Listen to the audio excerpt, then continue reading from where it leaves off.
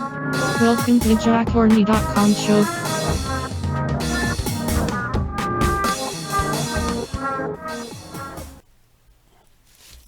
Okay, it's July 15th, 2019, and I'm just going to do a quick story. It's a man has been charged over attacking a mum who's pushing a wheelchair, pushchair. Apparently he stabbed her in London. Now, they've caught him and they've charged him. Obviously that doesn't mean he's guilty, so blah blah blah blah. So it might, I mean, you always got to remember that. But what's he been charged with? He's been charged with causing GBH with intent. Now, apparently, she had a stab wound to the leg. Right, okay, it's not in the body, but she was told that she was lucky the knife had missed an artery. Now, to me, okay, perhaps it wasn't in the stomach, but any sort of assault like that to me is attempted murder. Now, this is to me the reason why we have people getting stabbed in London. Well, all over, but it seems to be mainly London. I mean, I'm not sure if that's correct. Some say it's not. In fact, oh look, I'm just reading this now. 3 London murders in 24 hours. Police have made 14 arrests, blah blah blah. Well, you see, the thing is, this sounds quite serious. If people only getting charged with GBH, which I looked it up earlier, it said it's a maximum of 5 years. Some cases 10 years. Now that means even if he got them full max, if he is convicted, obviously, and he's given the full maximum 5 years, he's out in 2.5. And if it's his first time offence, he might not even do that if he pleads guilty and plays the system. So that's the problem. This is why people are stabbing people, because there's no incentive to stop them.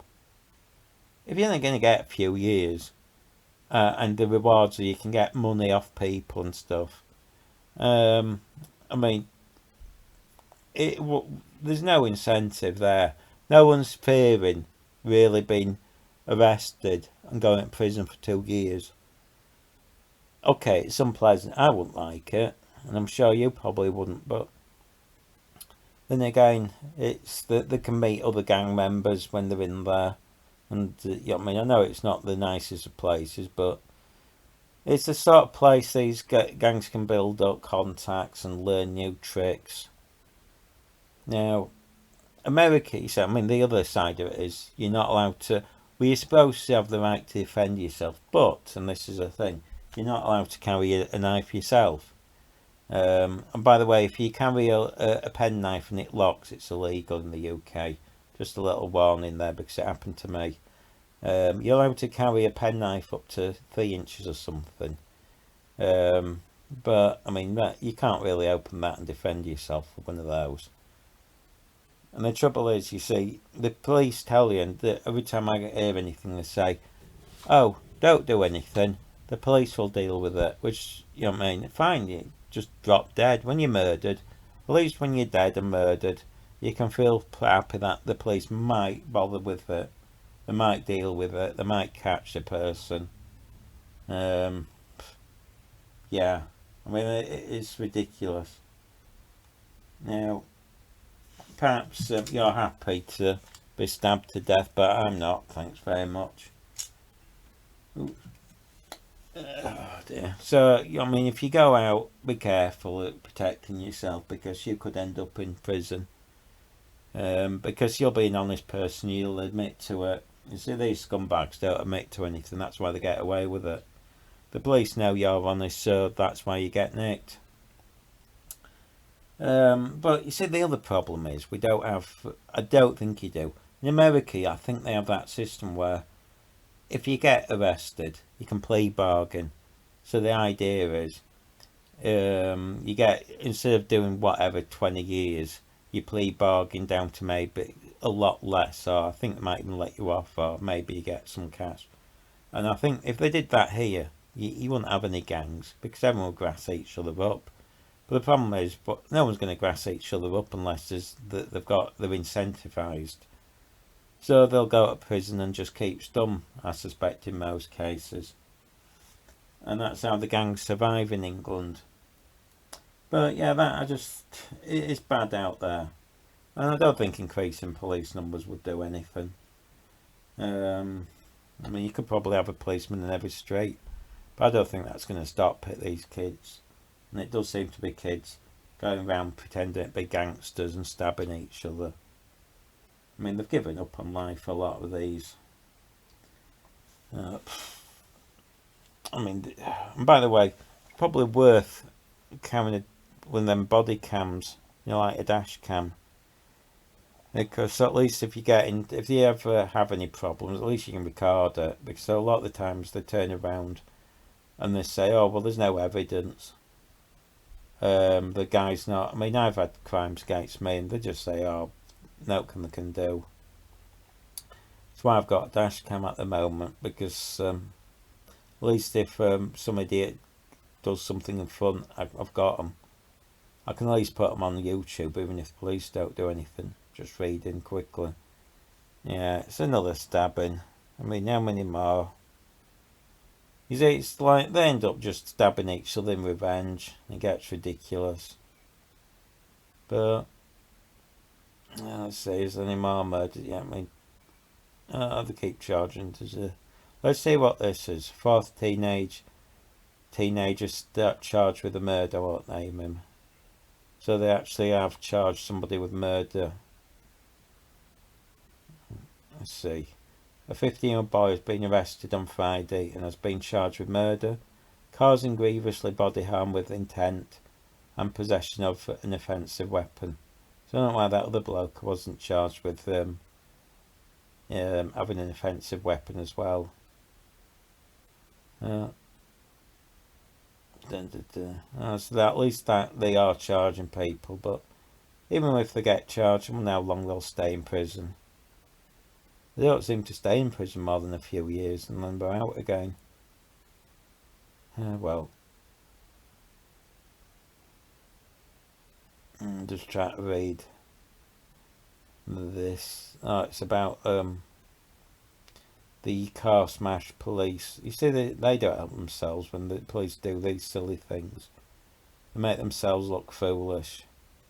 Where a policeman was smashing up glass. See, this is why it's you really want to. You should always have a camera of some sort on you, for it just record anything. And don't trust. I mean, and I'll give you an example why you should record stuff. A few years ago, I was going to my friend's, and where he lives, it's one of these shared apartments, and I parked up just to pick him up, and this little white van came in. It's one of these where they put it's private land.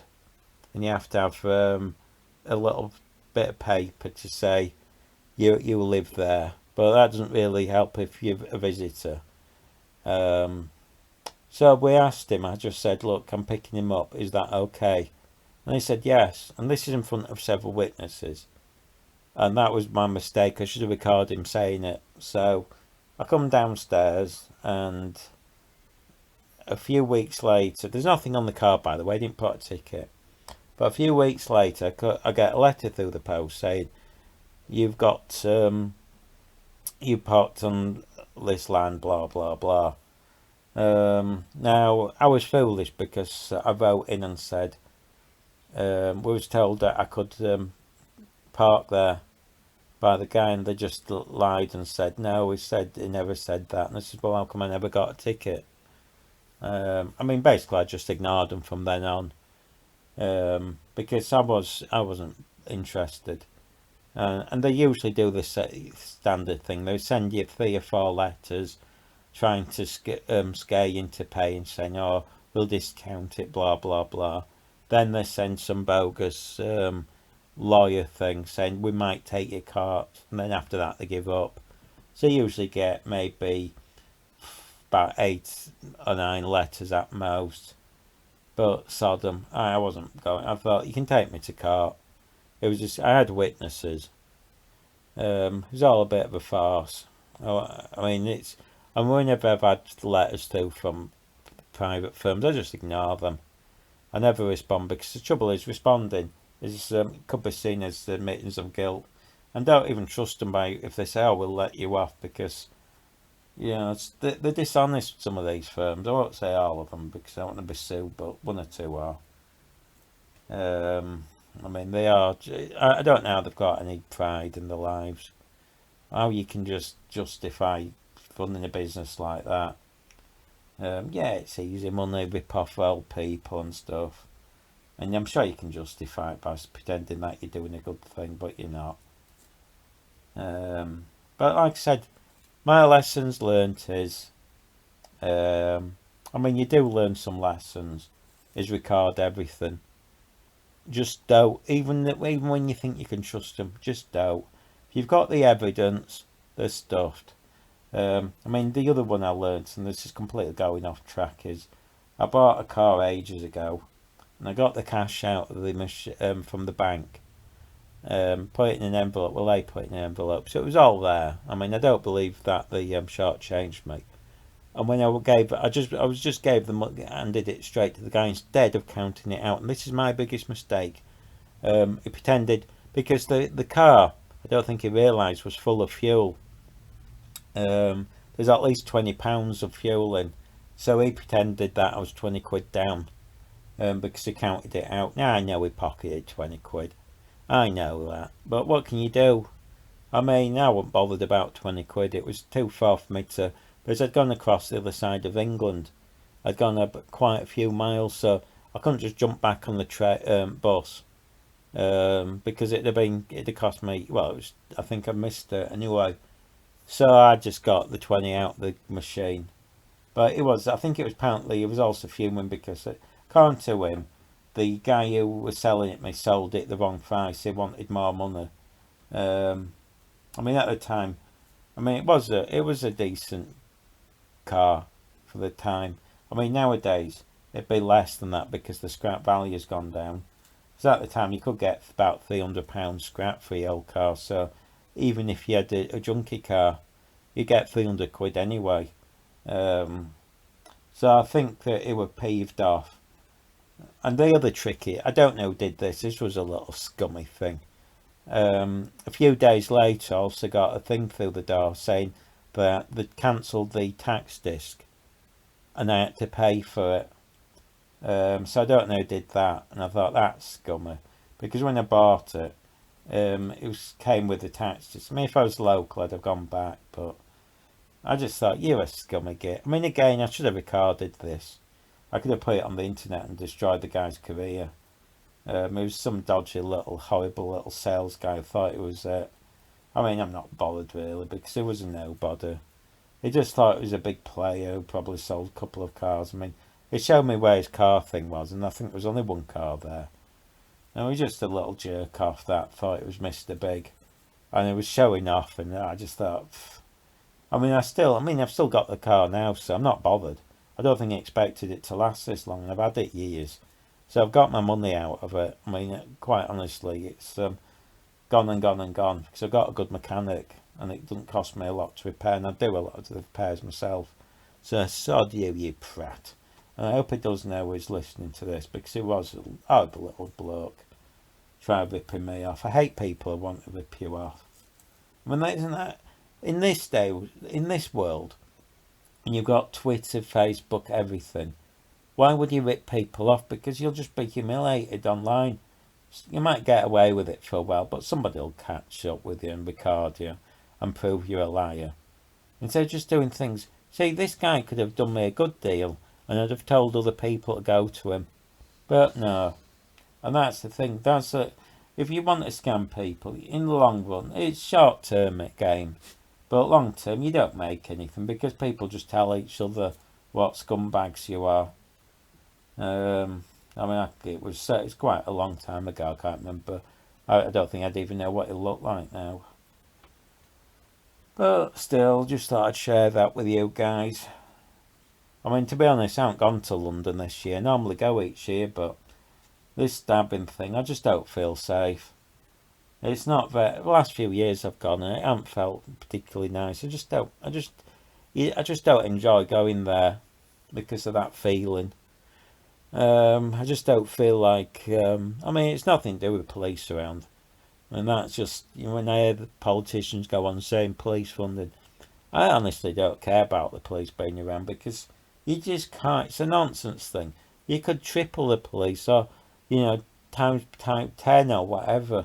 It ain't gonna stop the stabbings. It's a nonsense pretense because you can't have police in every corner. I mean, we've got CCTV everywhere, and that hasn't really sorted much out. You'd think it would have done, but still. Anyway, like I say, um, my argument is that from at the moment, and the reason why people are going out stand because there's no real incentive to stop people. I'm not interested in when the nonsense and when they phone up and say, oh, the kids need places to go and blah blah. I mean, what nonsense!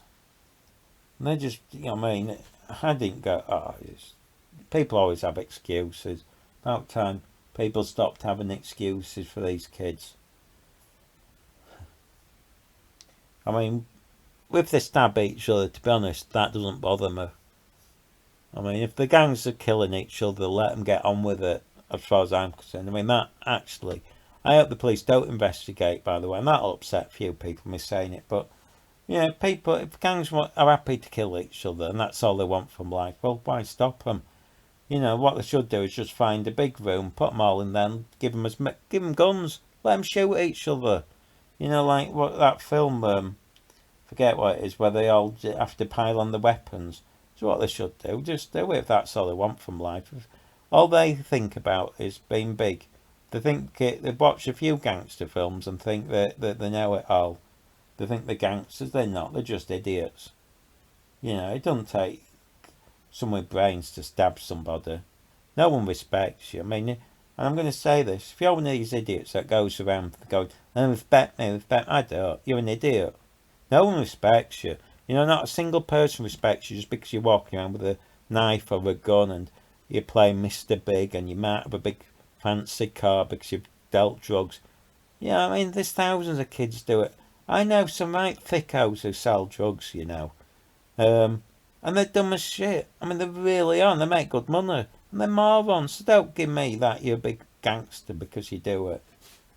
Anyway, and by the way, that's quite funny. Years ago, going back 5 years, my mate used to smoke weed. And he used to joke, and it wasn't a joke really. He used to make a phone call, and you could they deliver it by car less than 20 minutes. It was a boast. The joke was you could get weed or whatever quicker than you could get a pizza. And the guy who actually set this up, and apparently still going, they've got a pride of getting it that quick to you. They don't want you hanging about straight there, straight back. It's only peak times they struggle. I mean, apparently the police know about it, but they look the other way. That's what they say. I don't know if that's true. But still. Hey ho. Well, that's just a little rant for today. I hope it's recorded. I don't know. I'm just going to pick up the machine and have a quick look. It looks like it might have done.